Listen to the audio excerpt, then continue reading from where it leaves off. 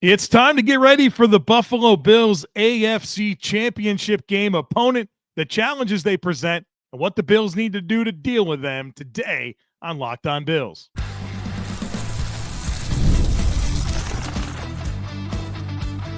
You are Locked On Bills, your daily Buffalo Bills podcast. Part of the Locked On Podcast Network, your team every day. What's up, Bills Mafia? It's Joe Marino, author of the Herd Mentality Substack, co-host of the Locked On NFL Scouting Podcast, co-host of the NFL First Read Podcast, and I'm your host of Locked On Bills. Want to thank you for making Locked On Bills your first listen every day, and a big welcome and shout out to our everydayers. You know who you are. Those of you who never miss a single episode, I appreciate y'all being here very, very much. I'd also like to invite you to subscribe or follow for free on YouTube or wherever you listen to podcasts. We're part of the Locked On Podcast Network, your team every day. This episode is brought to you by Prize Picks. Go to prizepicks.com/LockedOnNFL and use code LockedOnNFL to win $50 instantly when you play $5. Well, folks, welcome in. It is time for our full primer on this matchup with the Buffalo Bills and Kansas City Chiefs playing for the AFC Championship. The winner goes to the Super Bowl. Let's get into it. So as you know, Bills are on the road for this AFC Championship game to face the Kansas City Chiefs. The game will be played on Sunday, January 26th at 6:30 p.m. Eastern Time at Arrowhead Stadium in Kansas City, Missouri. The game will be broadcasted on CBS. Jim Nantz on the play-by-play, Tony Romo, the game analyst, and then three sideline reporters, Tracy Wolfson, Jay Feely, and Evan Washburn. This will be the 57th all-time meeting between the Bills and Chiefs. The Bills are 30-25-1. Under Sean McDermott, the Bills are 5-4 against Kansas City, and of course 5-1 in the regular season, 0-3 in the postseason. The Bills enter this game at 15-4, the number 2 seed in the AFC. The Chiefs are 16-2, the number 1 seed in the AFC. Of course, these teams last played in Week 11. The Bills won that game and gave Kansas City their first loss of the year. They fell to 9-1. Since then, Kansas City has racked up wins over the Panthers, Raiders, Chargers, Browns, Texans, and Steelers. Then they lost in Week 18 to the Broncos in a game where they didn't play anybody. They were resting their starters. They already had the number 1 seed clinched. And then last week, they beat Houston in the divisional round. Head coach of the Chiefs, Andy Reid, 66 years old. He's in his 12th season as the Chiefs head coach, 26th overall season as an NFL head coach. Has a record of 143-53 in Kansas City. With the Eagles, he was 130-93-1 for an all-time record of 273-146-1. He's been to 5 Super Bowls. He's won 3 of them. His playoff record in Kansas City is 17-7. His playoff record in Philadelphia was 10-9. He has now won over 300 games. Heck of an accomplishment, obviously. One of the greatest coaches in the history of the game. The quarterback, you know this guy, Patrick Mahomes. He's 29 years old, 6'2", 225 pounds. First-round pick in 2017 out of Texas Tech, number 10 overall by the Chiefs. He started 112 career games, and in those games, the Chiefs have an 89-23 record. This season, in 2024, he completed 67.5% of his passes, 245 passing yards per game, 26 passing touchdowns, 11 interceptions, a passer rating of 93.5. Let's get into his metrics this season. He finished plus 0.11 in EPA per dropback, expected points added per dropback. That was 9th best in the NFL. Does not throw deep very often. Only 8% of throws this year were deep. Deep means 20 yards or more from the line of scrimmage. That's 29th in frequency. The numbers there, 10 of 41, so only 10 completions beyond 20 yards this season, 359 yards, 3 touchdowns, 4 interceptions. passer rating of 48.4. Yards after catch, a big part of the equation here. 59% of Patrick Mahomes' yards come after the catch. That is second most in the NFL. He goes to his first read on 63% of plays. That's 21st. Average time to throw, 2.5 seconds. That is 14th. Throws a catchable ball on 75% of passes. That's 11th in the NFL. He's off target on 15% of passes, which is 12th. Turnover-worthy throws, only 2.6%. That is 11th best. Drop rate of 3.4%. That is 15th. A pressure rate against him of 30%. That is 16th, so middle of the pack there. They run play action 23% of the time. That is 18th. And Mahomes is 20th in EPA per dropback with play action. Kind of surprisingly low there. They run screens a good bit. 13.7% of plays are screens, which is 7th best. When considering Mahomes' metrics since that game in Week 11, three things kind of stand out to me. The screens have went down a little bit. The deep passing has gone up, and obviously not a lot of results there, but it has increased. But also so has the pressure rate against Patrick Mahomes. He's facing even more pressure the last several games than he did earlier in the year, and we'll talk about some of those dynamics. Obviously, the offensive line has went through some changes throughout the season, and they may have even more changes in this game against Buffalo. So I'll talk about that a little bit more on the other side of it. But generally speaking, with Patrick Mahomes, I mean, there's so much familiarity between these two teams. And of course, going up against Patrick Mahomes, and the Bills have done a really good job in the regular season. I mean, a really good job. They've limited him in ways that is pretty uncommon. But then in the postseason, it's a completely different ballgame, completely different, where the passer rating, the touchdowns, the interceptions, the completion percentage are all just vastly different. And so for Buffalo, it's about how do you take some of those principles that work in the regular season and apply them in the postseason, and how do you get ahead of what Kansas City's anticipating? I think there's a reason why the splits are so different, partly because I think the Bills have had some significant injuries in the postseason that have taken away from their defense, but also it just seems like they have the answers in the postseason that they don't in the regular season. So how do you flip that script? Big task ahead for Sean McDermott and Bobby Babich this week. All right, coming up on the other side of it, we are going to talk more about this Chiefs offense, the personnel, and my keys for Buffalo's defense on Sunday night. Folks, be sure to stick with me. Therapy is a game changer. It can manage stress, improve sleep, and help you communicate more effectively. But finding the right therapist and fitting sessions into a busy schedule can be a challenge. That's where Talkspace comes in. Talkspace is the leading virtual therapy provider, making it easy to get help that you need that's accessible and affordable. With Talkspace, signing up is simple. You can match with a licensed therapist who can fit your needs, usually within 48 hours, and it's convenient. You can have sessions from the comfort of your home and even message your therapist between appointments. Plus, Talkspace is covered by many insurance plans, and for most insured members, there's a $0 copay. It's never been easier to prioritize your mental health. As a listener of this podcast, you'll get $80 off your first month with Talkspace when you go to Talkspace.com/LockedOnNFL and enter promo code SPACE80. To match with a licensed therapist today, go to Talkspace.com/LockedOnNFL and enter promo code SPACE80 and get $80 off your first month and show your support for the show. That's Talkspace.com/LockedOnNFL, promo code SPACE80.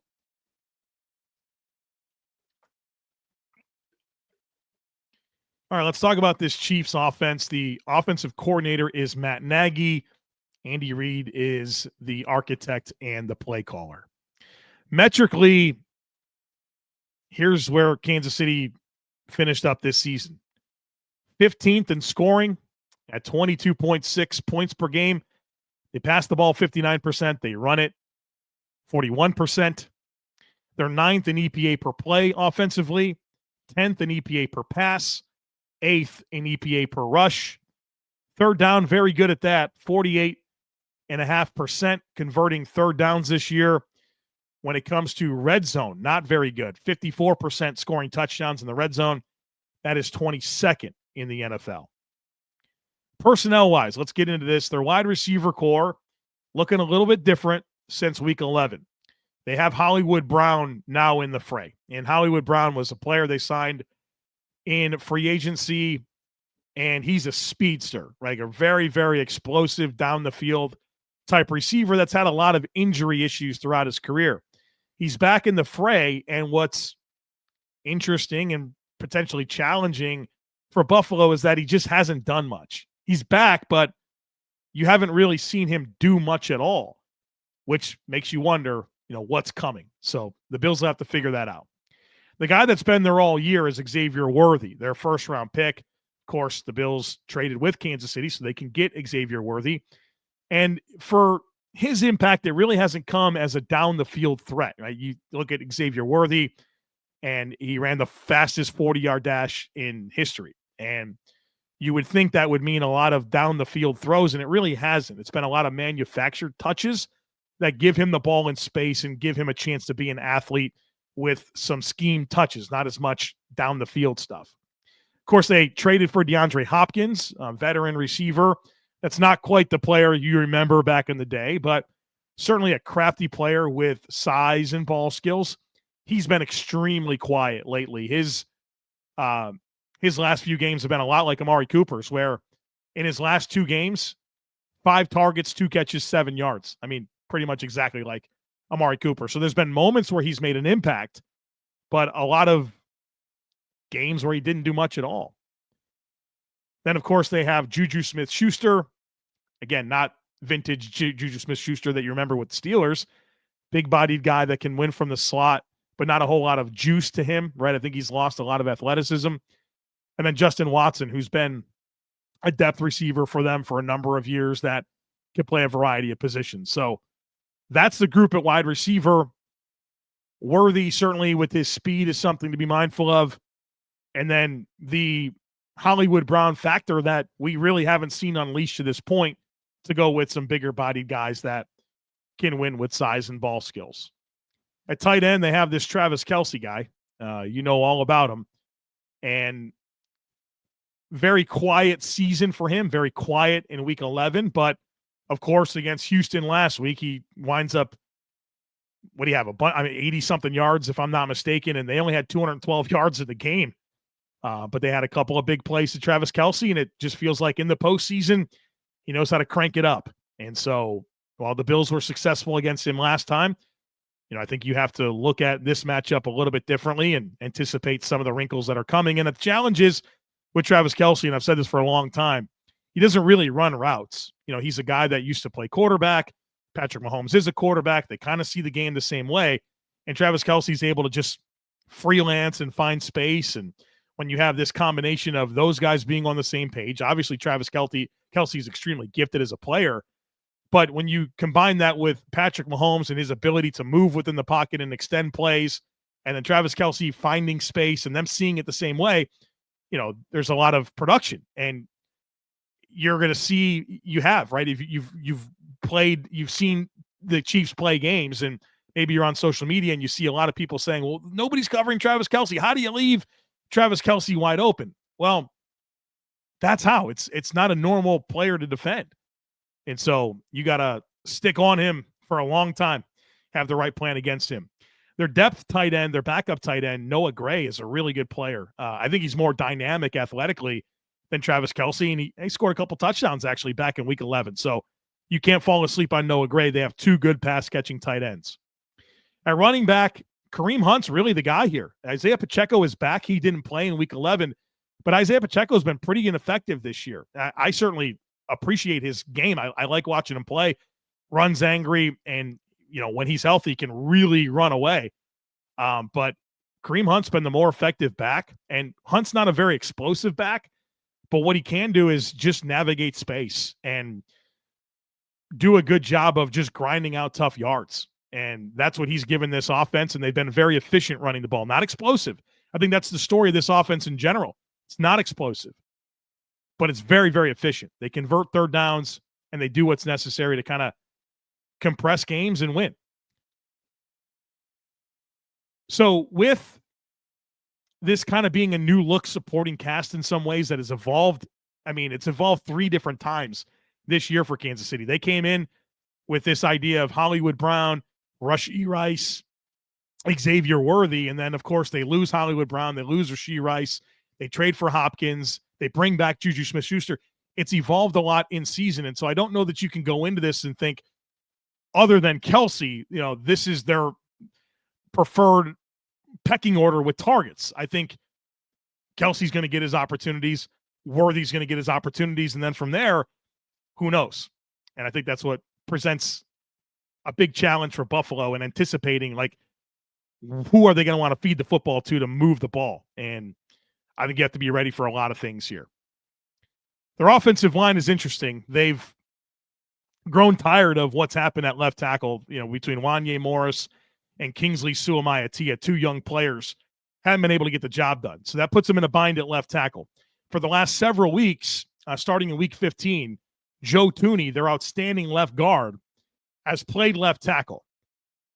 I don't know if that's going to be the case. I think there's some belief that it could be DJ Humphries, who was a good player for a long time with the Cardinals, has been injured, added like in the middle of the season, and maybe he's going to go at left tackle. I think they're probably going to stick with what they've been doing with Joe Thuney.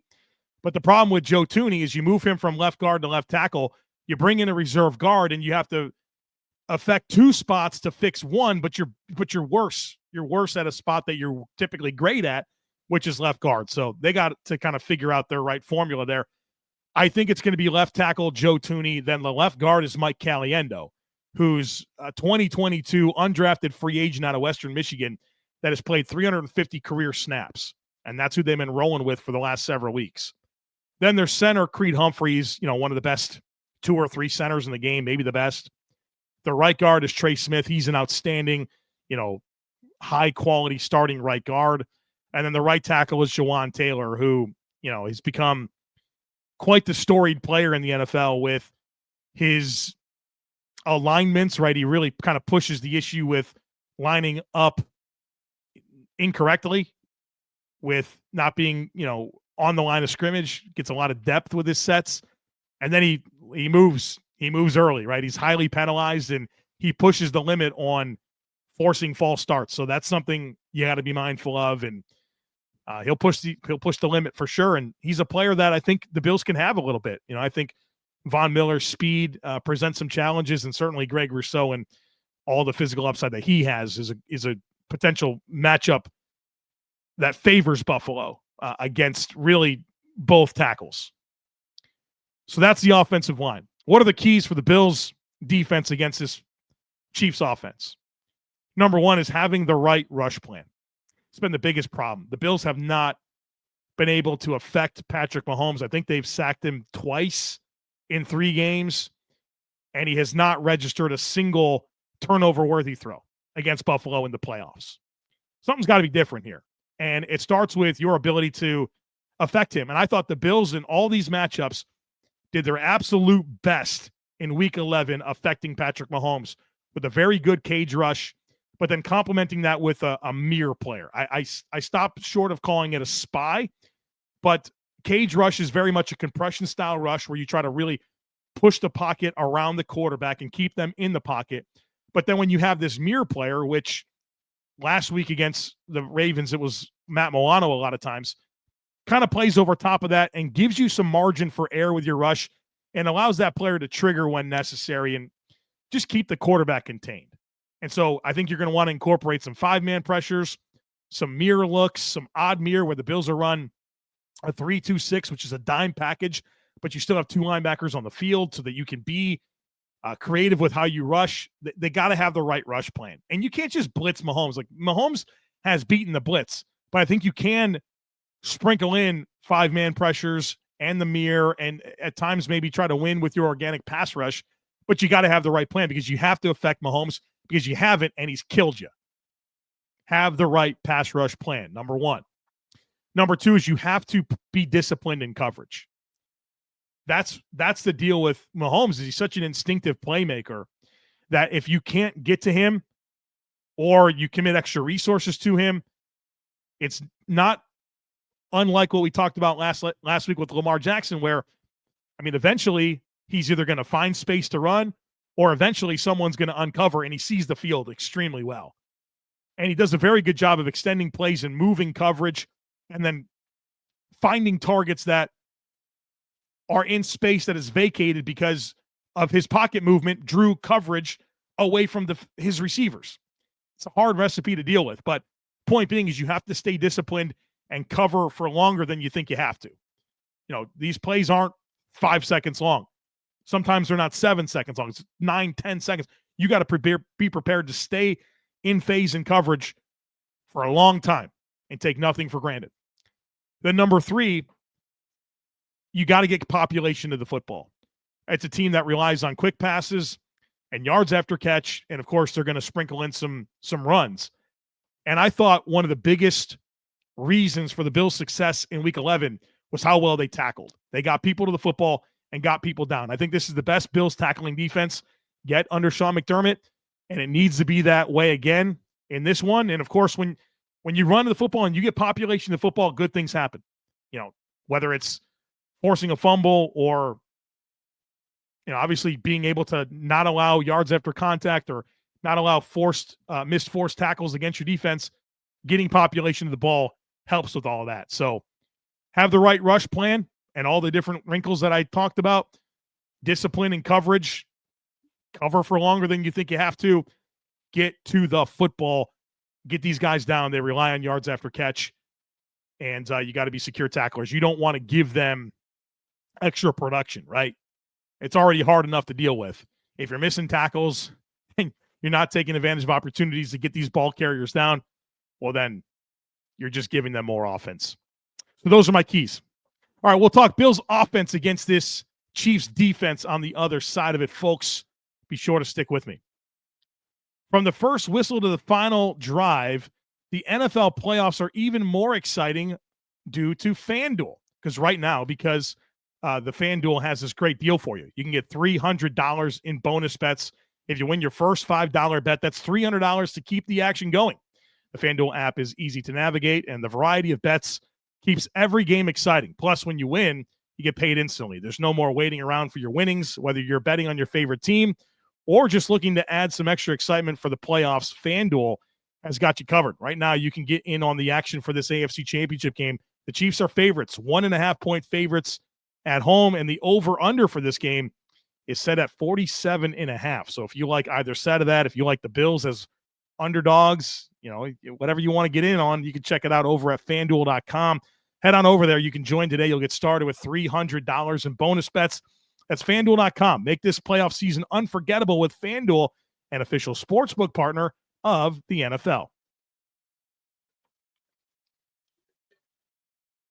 All right, let's talk about this Bills offense against this Chiefs defense, which is coordinated by Steve Spagnuolo, 64 years old, 15 seasons as either an NFL defensive coordinator or head coach.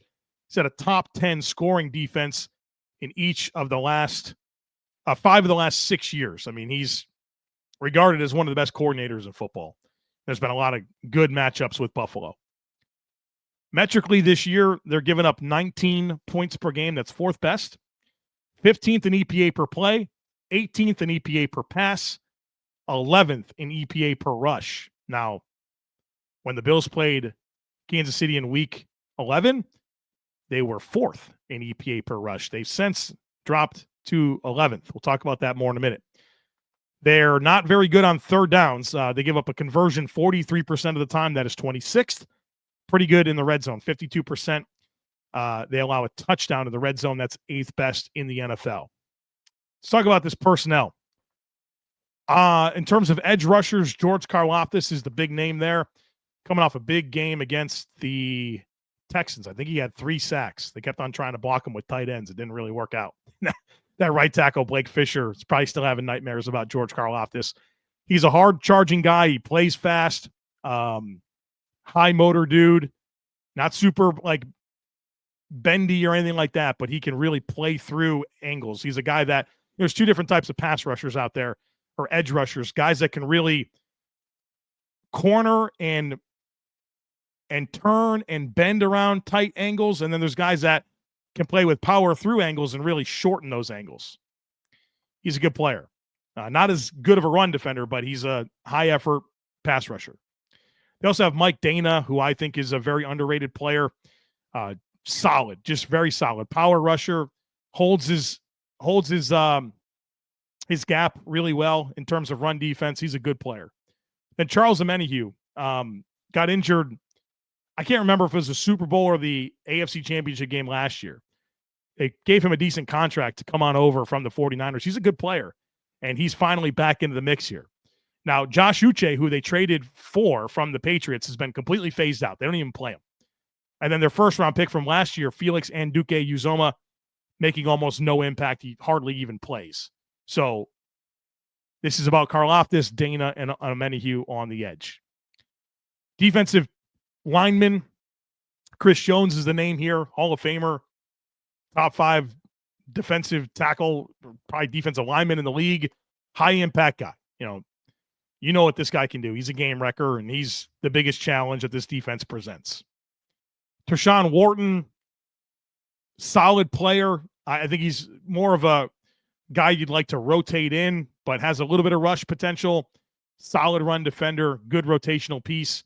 And then their nose tackles are Mike Pennell and Derek Nottie. I think Pennell's the better player, long-time veteran run stuffer in the NFL, older guy, but a very serviceable guy. And then Derek Nottie, who's been a fixture for them for a long time. I think he's really declined over the last few years, but he still has opportunities on this defense. At linebacker, they're going to play 3 different linebackers. Nick Bolton, Drew Tranquil, and Leo Chenal. Of course, Nick Bolton's their Mike linebacker. He's a really physical downhill player.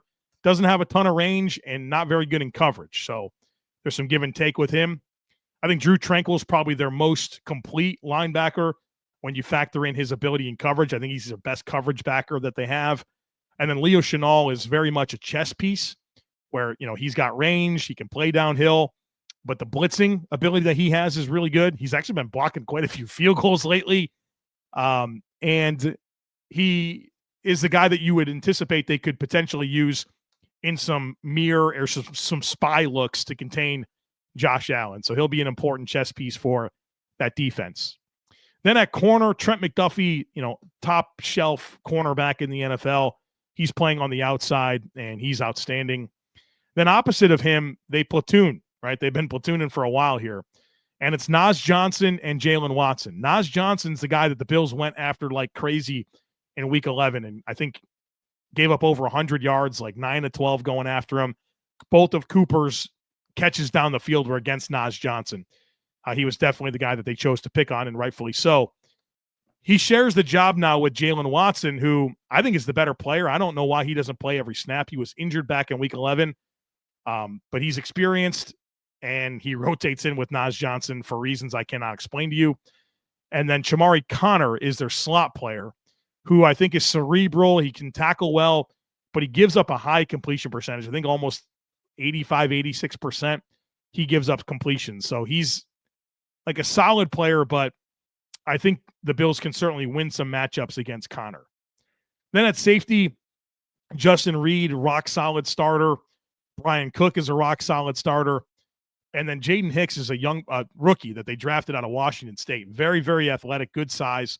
He's another guy that they're kind of sprinkling in a rotational capacity. He plays a good amount of snaps as a third safety where they'll use him situationally in the slot. He'll be a low safety at times. I think he'll be a big part of their Josh Allen equation. Him and Leo Chenal is the guys that'll probably be tasked with really trying to bottle up Josh the best they can. This is a blitz-heavy team. They're number 5 in blitz rate in the NFL. That's very much Spags. He blitzes a lot, and he's very timely with it. Now, look, I think this year's been his worst year blitzing. They're 18th in pressure rate. They're 22nd in sack percentage. I think they have a need to upgrade their edge rush, and I think they've thrown some darts at Uzomah and Uche. Those guys really haven't panned out. So, like, Chris Jones and George Karlaftis need some help. I think that's probably a big point of emphasis for them this offseason. Perhaps Charles Omenihu can be that, but he's still, early coming back from major knee injury, and you have seen how that can go, right? With the knee injuries that we've watched Bills players come back from. They're just not quite the same initially. So what are my keys for the Bills on offense against this defense? Number 1, pound the rock, run the football. So far in this playoff run, the Buffalo Bills have tagged the Broncos and Ravens for the most rushing yards that they've given up all season long. 147 against Baltimore, 210 against Denver. They didn't give up that much to any other team. And those were good run defenses. Number 2 and number 3 in EPA per run during the regular season. The Bills ran the ball all over them. And in Week 11, the Bills didn't have Spencer Brown, and Alec Anderson only played 8% of snaps because I think they were probably concerned about the offensive line depth with Spencer Brown being out and Ryan Vandemark having his first career start. That's a huge part of this equation. Spencer Brown's return, Alec Anderson playing a lot more, and then, of course, Josh Allen and the appetite that the Bills have to run him in the postseason. I think the Bills are going to have some great opportunities here to pound the rock against this team. Like I mentioned, the Chiefs aren't a bad run defense, but they are slumping a bit. They gave up quite a bit of rushing production to Houston. They gave up rushing production to the Raiders and the Browns. 200 yards the Steelers got on them. The Bills could have some real opportunities here to pound the rock and really control this game with their rushing offense. I think that's very much on the menu, and it should be. So number 1 is run the ball. Number 2 is the Bills have done a good job against this team with their use of motion and their use of 4 strong formations. What I mean by 4 strongs is 4 eligible receivers to one side of the formation. And against a blitz aggressive team like Kansas City that wants to overload and create problems, you counter that by overloading one side with 4 eligibles, and it really challenges how they're going to space the field. And if they want to play zone and they got to figure out how to dissect 4 guys to one side, it's hard. Or if they're in man coverage, you can create some natural rubs because there's just a lot of people in the same spot. So I think you continue to tap into motion and 4 strong formations to put them in some conflict as they want to be an aggressive attack style front. Okay, well, this is a great counter to that, in addition to, your screen game and different things like that. Number 3 is slots and tight ends. This is a Khalil Shakir, Curtis Samuel, Dalton Kincaid, Dawson Knox game. And those players should have some big-time opportunities. The Chiefs have been inefficient defending slot players, and they've given up the most yards this season of any team to tight ends. 1,191 yards to tight ends this year. The Bills didn't have Dalton Kincaid last time. So this offensive attack for Buffalo was without Spencer Brown, without Keon Coleman, and without Dalton Kincaid last time around. I'm excited to see how those players can really elevate potentially the Bills' offensive performance this time around, because I think those are important players that can exactly attack Kansas City in ways that they have some issues. So run the ball, motion and 4 strong, slots and tight ends. I think that's your recipe for Buffalo. Special teams wise, Harrison Bucker's their kicker. 29 years old. He's been their kicker since 2017. This year, he's 31 of 33 on extra points, 24 of 28 on field goals. That's 86%. He's 89% for his career. Their punter is Matt Ariza. Bills drafted him. Obviously, a crazy situation. He's the Chiefs punter. Finished this season 14th in EPA per punt. Then the returner, this is interesting. Mecole Hardman's kind of been their guy, but he's been injured, and he's out for the year. They've leaned into Nico Remigio. Who's that? Well, he's a 2023 undrafted free agent out of Fresno State. He started in this job in Week 14. 5'11", 187 pounds, ran 4.56.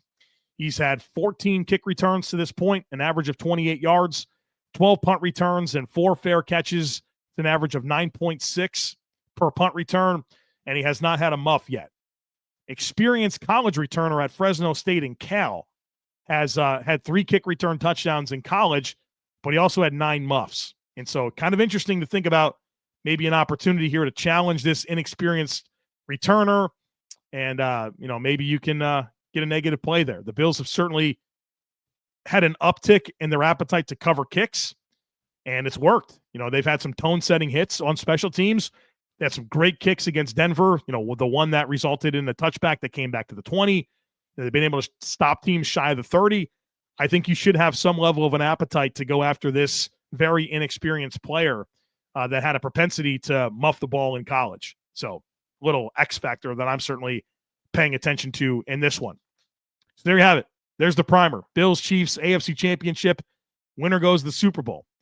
And obviously we'll have one more conversation for you ahead of the game. My final thoughts, injury update with Dr. Kyle Trimble, and my 5 predictions are coming your way on Saturday. So don't miss that. Make sure that you're subscribed. Would love it if you took a second to rate, review, and share the podcast. Have a great rest of your day. Go Bills. And I look forward to catching up with you again real soon.